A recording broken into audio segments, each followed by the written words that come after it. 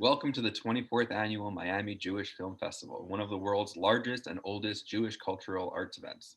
We want to thank all of our members, sponsors, community partners, volunteers, all of you film lovers, and especially our presenting sponsors SAGE, the Center for the Advancement of Jewish Education, and the Greater Miami Jewish Federation for their continued support throughout all these years.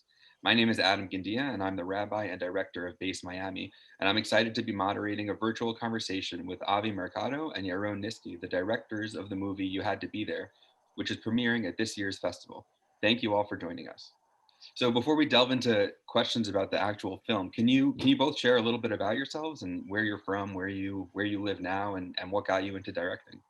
Of course. Avi, you want to start? You start. I'll think about it. Okay. So I've been doing documentaries for I think 7 years now. I've just created a show called Enslaved with Samuel Jackson and Simcha Jakubowicz, which is about the transatlantic slave trade. And for the past 7 years, I've been doing documentaries about history, mostly ancient history, biblical times. This is my area. And before that, I was for 15 years a comedy writer.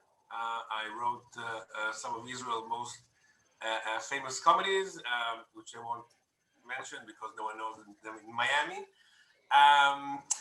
And at some point, I had enough of from writing comedies, and I just switched, did a degree in history, and started doing documentaries. And somehow met Avi and did this film. That's amazing. Yeah, Is it the first time you two have worked together? No, Avi worked with me on Enslaved, on the show about the transatlantic slave trade. We actually met through our kindergarten. Our wives spoke, and my wife said, "My husband is doing is making documentaries," and his wife said, "My husband is making documentaries as well." And they came home and they each said to us, "You have to meet." So we did.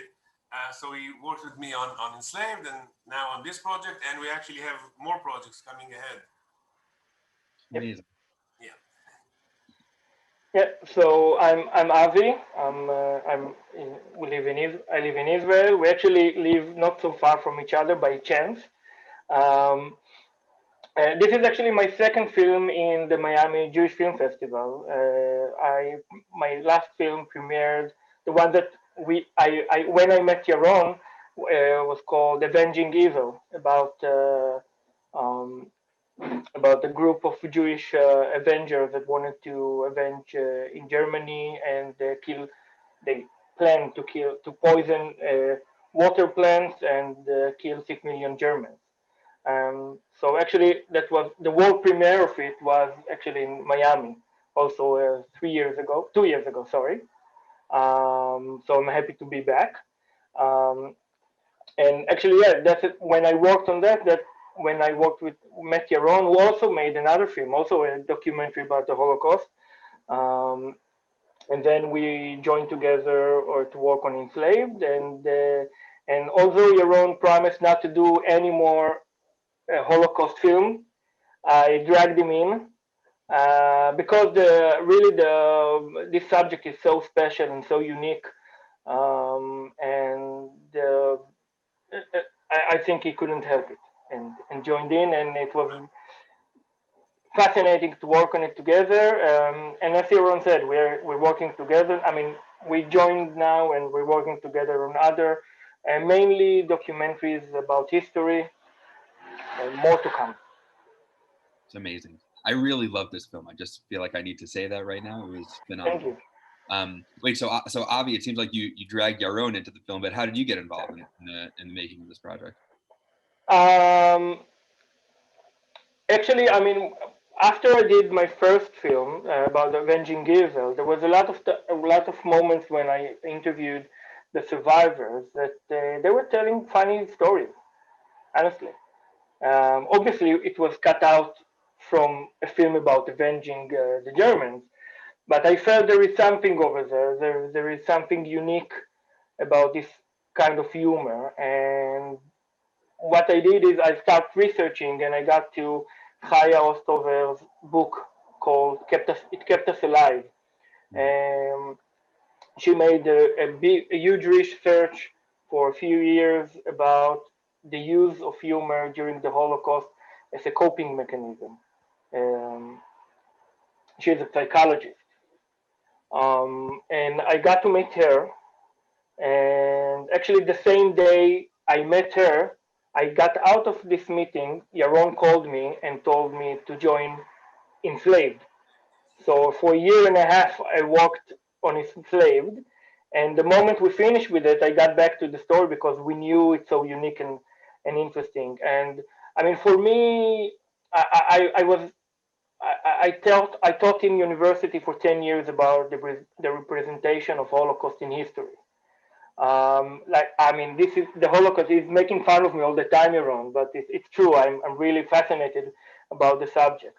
Um, and I'm always looking for different kinds and unique ways to tell and talk about the Holocaust, to make it closer to people, and not only to talk about death, not only to talk about the horrors which there are over there always, but I feel that there are certain areas that are not covered yet, and we need to talk about them, and it will actually help people to. I don't know if the word "understand" is correct, but to feel more, maybe understand, yeah, maybe understand just a bit more of this huge event. It's really amazing. And so, Yaron, how was it when Avi called you and said, "I want you to become a part of this"? What were you feeling, man? Well, it was a process for me because 2 years before that, I directed a film called The Good Nazi, about a Nazi officer in Vilnius who actually saved hundreds of Jews. And it was my first Holocaust movie. As a third generation, I did my best to. I'm 45 almost, so I spent 42 years avoiding the subject. And then the story about Vilnius was so amazing. I had to do it, and I found myself filming the survivors and crying a lot, which is horrible. And I said, okay, that's it. I've done my part. I'm not doing any more Holocaust films ever again. It was just too hard for me. And then Avi came, and as I said, I wrote comedies for 15 years, and it just struck me because Jews are funny, and if you put them in Auschwitz, and I've never thought about it before, and everything that Avi told me about the research of Chaya made a lot of sense, and we started researching. At the beginning, I said I'm gonna just help. I wasn't supposed to direct it with him, but then I got sucked in, and I'm happy that I did, because first of all, I think it makes the survivors, the experience, it makes them more human. Of course, that if you think about yourself, people cry, people laugh, people love each other, people hate each other, and the fact that they kept doing it even when the Germans tried to eliminate them makes them more human.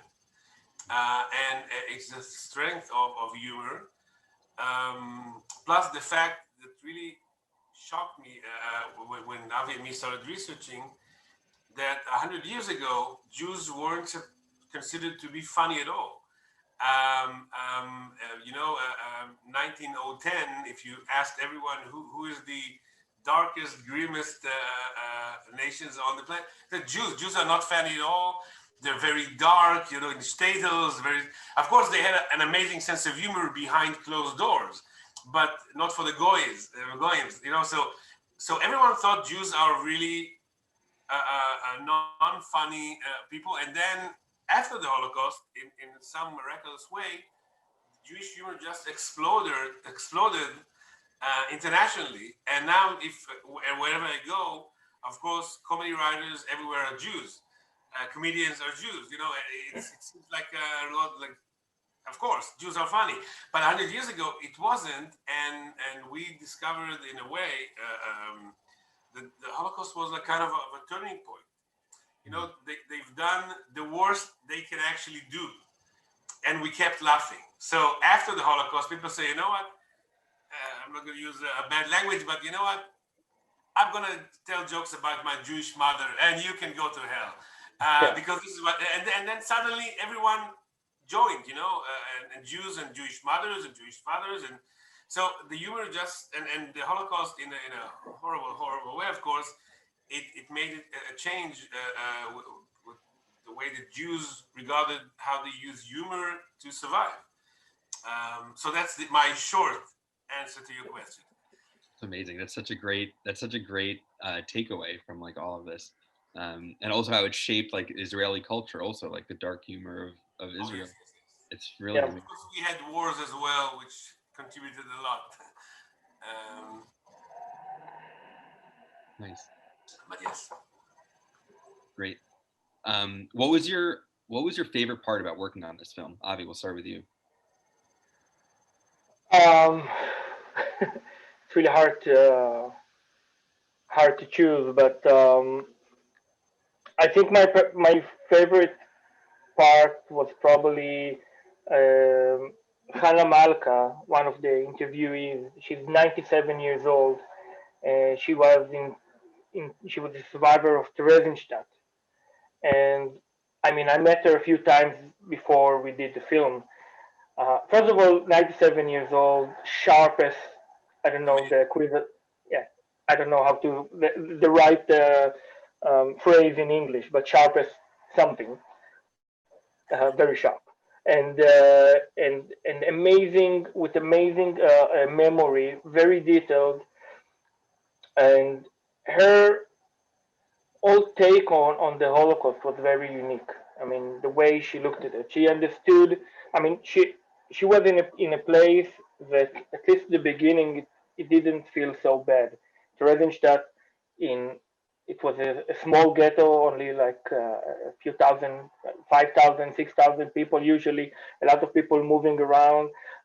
But because at least in some part of it, the Germans used it as a propaganda ghetto, that they filmed there like they were playing soccer, and they painted the place, and they tried to make it like to look a bit okay to live with, so it didn't feel so bad. But I think the most amazing, and for me, the something that I always remember, that the way she tells how she enters Auschwitz for the first time. I mean, this is for me something I always remember, that she tells Tal over there in the film that the moment that they came, I think around 2,000 people from her camp that she knew for 5 years, and they took, I don't remember now the numbers, I'm sorry, but like 200 or 300 women out of it, and then the other 700, 1,700 disappeared.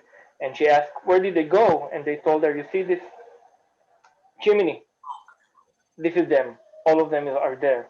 And I have now, I'm shivering right now, just thinking about this moment, because it's so amazing to think about that moment, losing everybody that you know in 1 minute, in a few minutes, and then going to another camp, and in New Year's Eve, when she tells about the fashion show that they did, the satirical fashion show, this transition, this ability to do this transition is amazing. And I think what's amazing is that those people, they understood the power of humor. They knew that they need to do something to survive, not only to eat. They need something for their soul. And during the research, we were surprised a lot of times discovering like there was even a cabaret in Auschwitz, and nobody talks about it. Like that's the thing. I'm sorry it's too long, but I mean this is one of the things. I have to step in and say that we found out that was a cabaret in Auschwitz. We also found out there were theater critics in Auschwitz Yeah. wrote that the plays are horrible and the actors are not good enough, which is, I think, the funniest revelation. Yeah. The fact that Jews continue to argue until the final moment who is doing it. Amazing. I mean, sorry, Avi, continue. Yeah. It's okay. I mean, this is really those discoveries about how even in the war situation, even Sonderkommando, the people who grab the bodies into the fire had jokes. I mean, really, I'm getting it's so human, it's so unbelievable, it's so powerful for me to think about it. We had the argument at the beginning with people thinking that we're gonna make fun of the Holocaust, or we're gonna that if we will talk about humor, it will make people think that the Holocaust wasn't so bad, because if they were laughing, it's okay. But what we learned more and more, that how much humor is about power. It's about making yourself, even for a few seconds, out of the situation and be able to feel sane for a moment. It's not about humor like comedy, laughing. It's about feeling okay that this situation is so horrible. The only way for me to cope with it is to make fun of it so I can feel outside of it for a second. Um, so yeah, I'm sorry. No, that was Yes, amazing. you're Uh, on your turn. yeah. Uh-huh. The question was, what I liked about working on the Yeah. movie. What was your favorite part about working on the film? But you can take it anywhere. I think you know the second the opening shot of the movie when they raise their glasses and they say Auschwitz, hey, and for me this was because from this is a very surprising beginning for a Holocaust movie, and the fact that they're laughing, and I was so happy about this moment when we shot it, because I said yes, yes, yes, this is the beginning. This is how it opens, because I uh, remember. it makes you, when you talk about laughter and about being empowered, you know, if you laugh, they haven't got to me yet. I'm still controlling my faith. You can burn everyone, but I'm still laughing, so I'm winning. And it's such a different perspective on those moments and those people who were ashamed for many years to admit that they had a few moments of laughter, and one of the Helena, she had her first kiss in Auschwitz when she was 14. She was ashamed of it, because if you had time to kiss someone, maybe it wasn't that bad. If you had time to tell a joke and laugh, maybe you didn't suffer that as you said you were, and they were really afraid that people will judge them, so they haven't told the stories. Now they're 90 plus, so they don't really care anymore. And we were like a tool, bring this out, this what really happened, and it also made me think what kind of person would I have been if I was in this kind of situation, because you either crawled down and cried and then you died, or you kept laughing, and I'm not sure I would be laughing. I might be the one crying on the corner. I don't know. I haven't. I hopefully never will find out. But those people really are amazing, amazing, strong people. And the second thing, which is a very stupid thing, but I'm still going to mention it, working with Tal, I told earlier when we spoke before we started recording this, Tal, for the Israeli audience, is a kind of John Cleese. He's one of the biggest comedians in Israel.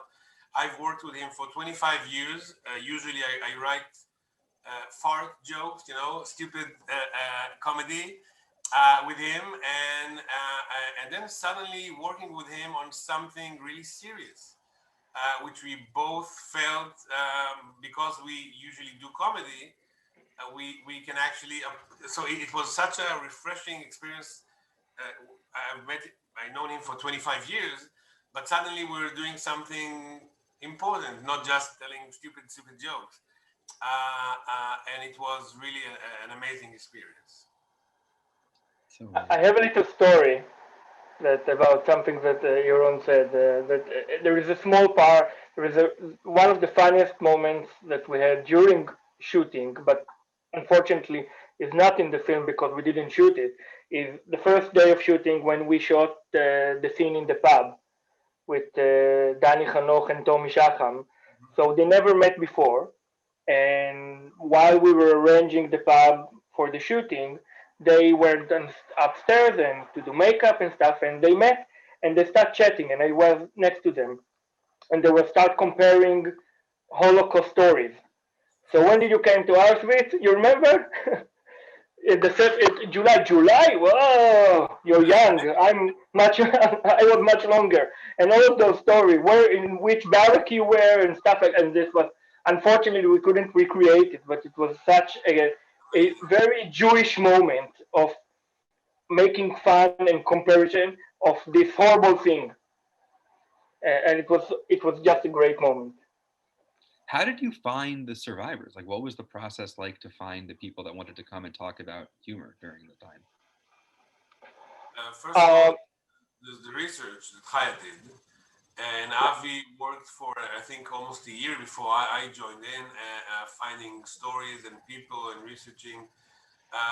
The hard part was actually deciding who's going to be in the film and who's not, because they found an amazing amount of people, and we had to.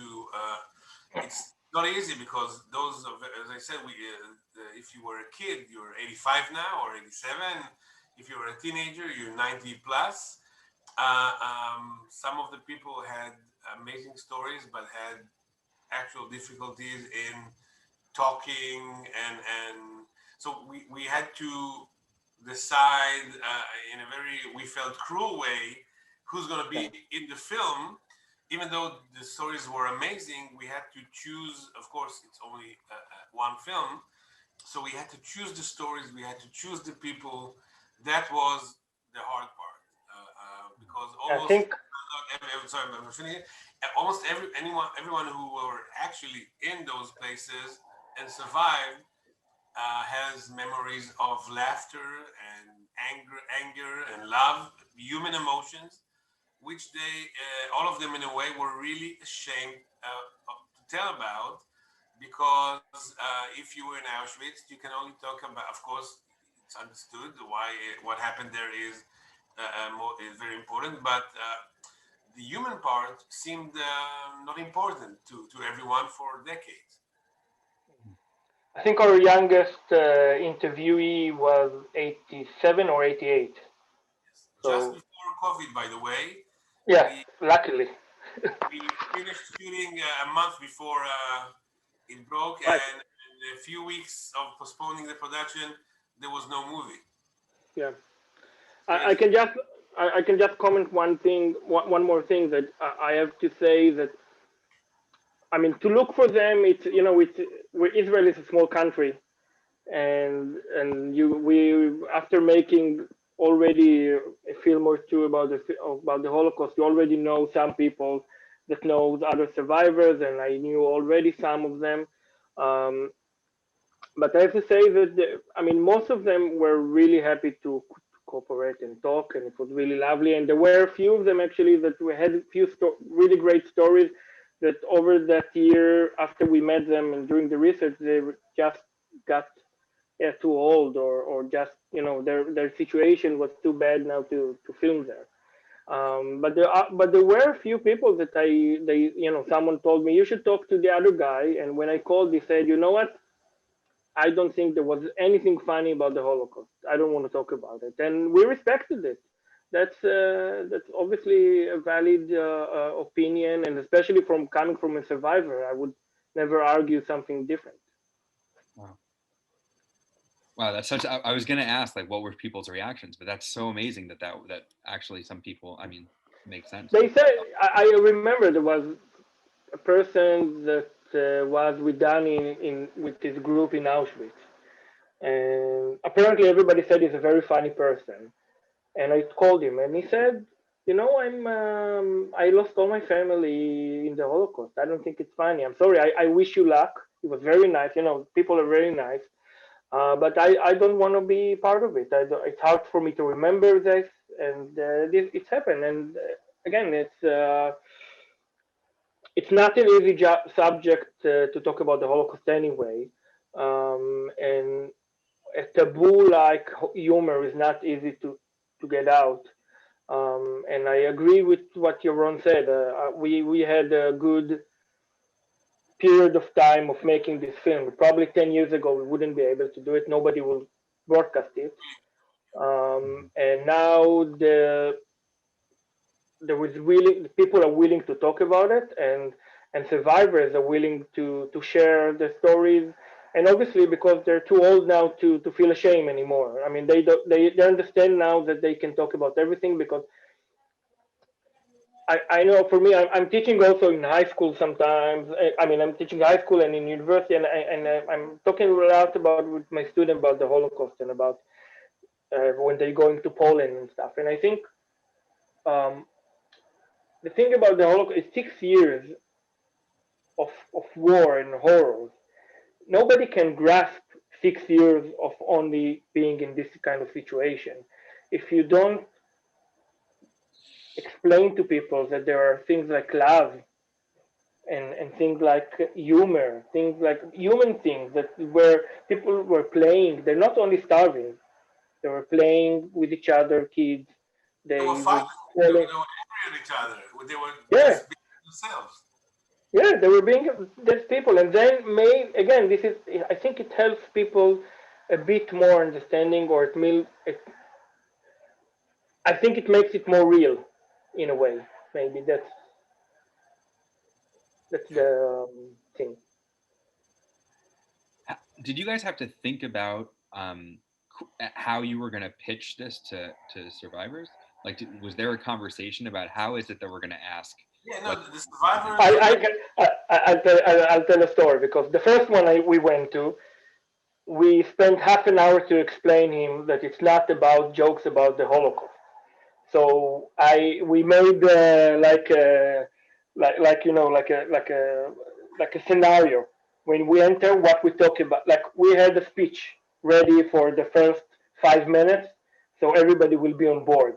Because we did the mistake in the beginning, and it went half an hour, 40 minutes. We needed to convince the person that we're not going to make fun of the Holocaust. So we had a speech explaining, and we talked about the psychology side of it, um, and it went pretty good when we got the the right speech ready. Sorry, Yaron, I cut you off. Uh, I want to say the survivors were really happy. They said we've been waiting Yeah, for someone to ask us about this. No one ever did. The hard part was to actually pitch this to the channel because they said, "Oh no, we're not making fun of the Holocaust," and he said, "No, of course not. We're not making fun of the Holocaust. We're empowering the survivors and say please explain again. Jokes about the I said no, the jokes during the Holocaust. Only yeah, survivors are telling the jokes, and those are the same jokes they told during the Holocaust. It's not jokes about the Holocaust being told today, and we really made sure Tal is not telling any joke. Only the survivors, and we really made sure that only survivors can laugh at their experience. I think that, of course, you can laugh about everything, but in this specific movie, I think that it was very important to give them, the mic to actually tell their stories. But so the channel was convinced, and they said, you know what? They gave us some money to research and to prove that there are actually people who are willing to tell funny stories about, moments in Auschwitz or other places. And we came back with the results and they said, okay, it seems good.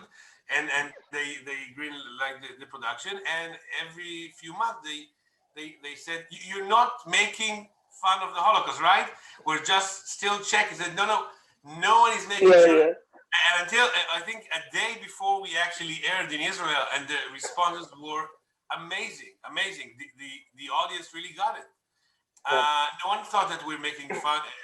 The opposite. They thought that the survivors are beautiful, amazing, strong people, and the channel was finally relaxed. But even the day before, they said maybe we should put out a disclaimer saying that we're not making fun. So, but why should we? We're not making fun of anyone. No one is being laughed at. So the survivors really got it. It was the non-survivors who really, oh no, it's a very important subject. Why tell jokes about it? That was fun.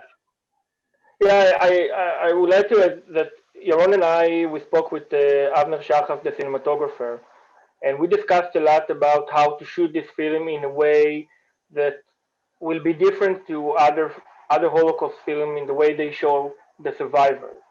We really, really tried. This is why we went to the pub and we went outside and we tried to other places and to keep them really to make them more. I would say I don't know, just more about beautiful. Yeah, beautiful and positive. We did makeup. Yeah. I have to say. I mean, this is again, it's something I'm dealing with. I dealt before also during when I was teaching university about how Israeli television and films showed um, Holocaust survivors, and usually until the 90s, even early 2000, used to show those Holocaust survivors only in their small apartments and dark places, and only talking about the horrors. And we really worked and thought a lot about how to make something different, something that will make it brighter, something that will say, humor and something about the power of, of staying alive and talking about human stuff. Amazing. How did you determine which spaces to shoot in? Because some are in their apartments and some are at the pubs and some are, some of them just can't really move anymore. So we Yeah. didn't sit. They made it for us. We said, yeah, I'm on the sofa. You can come if you want. So we did. And some of them we said, how about we'll get you drunk in a pub? And they say, yes. So we kind of spoke with them and tried to find out what would be comfortable for them. Yeah. It wasn't that hard. It was really quite natural. Determine where to shoot each one of them. By the way, the one that could really hardly move, and I forgot his name. Avi, help me here. The one that spent the entire time of Auschwitz. Mordechai. Mordechai, we came to his apartment. People belt. He was really old. This man was, he got to Auschwitz on the first day, the first transport to Auschwitz, and he spent the entire 900 days. Yeah. 900 days until they closed the camp. He actually said, because Auschwitz, when you think about it, most people spend like a week, a month, 3 months, which can be enough for a lifetime of horrible memories and experiences. Because one day in Auschwitz is like a lifetime anywhere else. But this guy was 900 days, and he's a small Jewish man. And he said, because I was small and quiet, no one noticed me. And at some point, he even told us, by the way, that he was beaten by Jews who said, "How the hell are you still alive? You here so." And they really it was. But this guy, he's sitting in his apartment, and we had the amazing experience of going to his house, and he can't really move, but we spoke with him, and he can hardly speak anymore. But he's an amazing person. He really, again, I don't think I would pass day 5 after crying, and then 900 days. The average of surviving in Auschwitz is about 3 to 4 months if you're not going straight to death. So surviving this much and staying that just smiling person, happy all the time.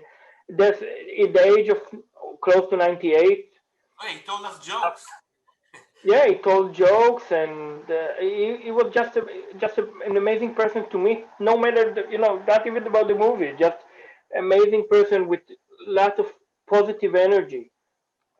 And it's amazing to meet people that been through so much, such horrible things, lost all their families, saw people and friends dying in front of their eyes, and getting out of those ashes and keep smiling. And I think it's again the power of, of, of humor, of this energy that can come from this positive thinking. I want to shift gears for a second because there's one scene that I keep thinking about. But when you guys, when they were playing the board game, Yes. Oh, what was it like to be in that room watching that happen? It was amazing. First of all, they were really. We have like 50 more minutes, or both of them really playing up against each other and cheering for themselves. It was amazing. This was something that was created in the ghetto by people who are trying to make their kids happy. I think And that was also the scene that was the hardest for us in the editing room to cut. We cut. fought a lot about it because we loved it so much. There was so much, so many great moments in there. Um, But and it was yeah, like yeah, sorry. no, no, like reaching. It's like communicating with the dead in a way, sharing this seconds of fun and normality. They were really, the entire game of Monopoly is about the ghetto, all those horrible places. It's not like Broadway or something, and you can. It's actually the entire thing is places in the ghetto and in the camp, horrible, but you can have fun, you can enjoy, you can forget your trouble, and you really feel that whoever made this, father who made this for his kids, Yeah. you can feel him, you can understand what he wanted to do. It's just an amazing scene. Plus, it was just we were just standing and laughing because they were really fighting with each other and say, "Oh, I got this in the ghetto. Oh, I Yeah, get this in the ghetto," and it was so really fun, just fun. And yeah, of but course, the leader ho- was standing aside saying, "No, no, no, no, no, no, no, yeah, It yeah. was But holding those pieces was amazing. They're handcrafted. The whole board was handcrafted, hand painted. You can see the amount of details in it. You just again, this is something that you won't imagine. This is something from the Holocaust, and the fact that they hid it. All those paintings and the Monopoly, everything, before they destroyed Theresienstadt, before they destroyed the camp, the Jews knew that they need to leave something for next generation. So they hid all those caricatures and the monopoly and everything in the wall of the fortress. It's a fortress. And years later, they only found it. A lot of the people didn't survive, but did all those things. but it So it's wanted really, us to know about those funny moments because they yeah, hid it to make sure that someone at some point will find it and say, "Oh, they had humor. Oh, I wasn't expecting that, and this is what we did. Amazing." That was a very powerful. I mean, the whole movie was really phenomenal, Yeah, but that was a very powerful thank thing. you. All right, so for our last question, for the audience, what's the one takeaway that you experience in your making of the film, and that you would want the audience to walk away with? Like, what's the one lesson, or the one idea, or the most powerful thing that resonates with you? It's a tough question. You yeah, want to? too many. No, too many things. I need to choose one. Uh, I um, can start if you want. yeah, uh, sorry. First of all, humor is an essential part of life, and being human means again laughter and anger and love and any emotion. It's essential part of life, and I think even through hard times, because writing comedies, people sometimes say, "Will you laugh about everything? Is it nothing is holy?" And I used to say, "No, of course you can laugh about everything." But now I actually touched, the darkest place in human history, and people were actually laughing there, which made me really, I know, I'm happy to know that my perception of life was actually right, and those people are much more brave than I am, but they were still laughing. And the second thing is, it made me proud being a Jew. As I said, the fact that they found that there were cabarets in Auschwitz, and they had critics in Auschwitz writing stuff against those cabarets.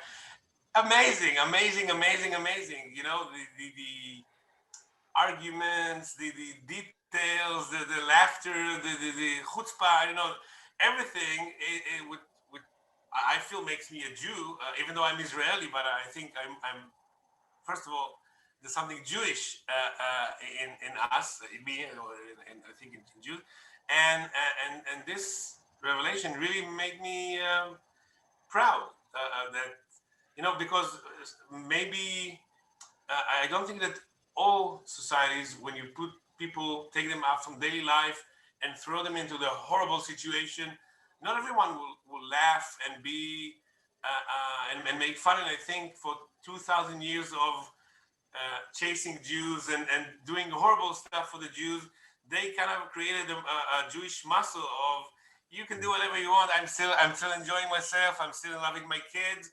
I'm still continuing to be myself. I'm not losing my identity.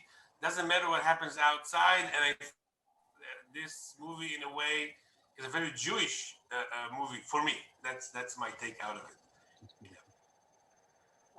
Obviously, I agree with everything Yaron said. Um, but my actually one thing is a bit more universal. I mean, I agree, it's very Jewish, but I think this is kind of a lesson that people can take, that they can see that if people can think in those situations, in the most horrible thing anyone can ever imagine, probably the worst place ever on earth that have been, if people can find humor over there, they can find anywhere. And finding humor, and this is something that's repeated by the survivors, help them to survive. So I think this is something that we should all know, that even in the worst situation that I'm in, if I can find something a bit funny, something a bit humoristic, with a bit of humor, I can feel a bit better even for a few seconds, and I can feel a bit lighter. And this is something that I think really universal, and important to take out of the film and to learn from this generation that unfortunately disappearing. It's really so beautiful and so powerful. And I think it came at a time where the world really, really needs that message a lot. Yes, Yeah, everything got really gloomy and dark really fast after we finished the movie. That's yeah. why really, it's a remarkable film. Thank you for making it and for Thank bringing you that for into. Thank watching you. it, showing it in the festival. Thank you. Yeah. All right. Well, thank you to Avi Merkado and Yaron Niski, the directors of the movie You Had to Be There, for joining us. Once again, thank you to all of our members, sponsors, community partners, volunteers, all of you film lovers, and especially our presenting sponsors, the Center for the Advancement of Jewish Education, SAGE, and the Greater Miami Jewish Federation for continued support throughout all these years. And thank you, our audience, for participating in the 24th Annual Miami Jewish Film Festival. Thank you. Thank Okay, you. bye bye.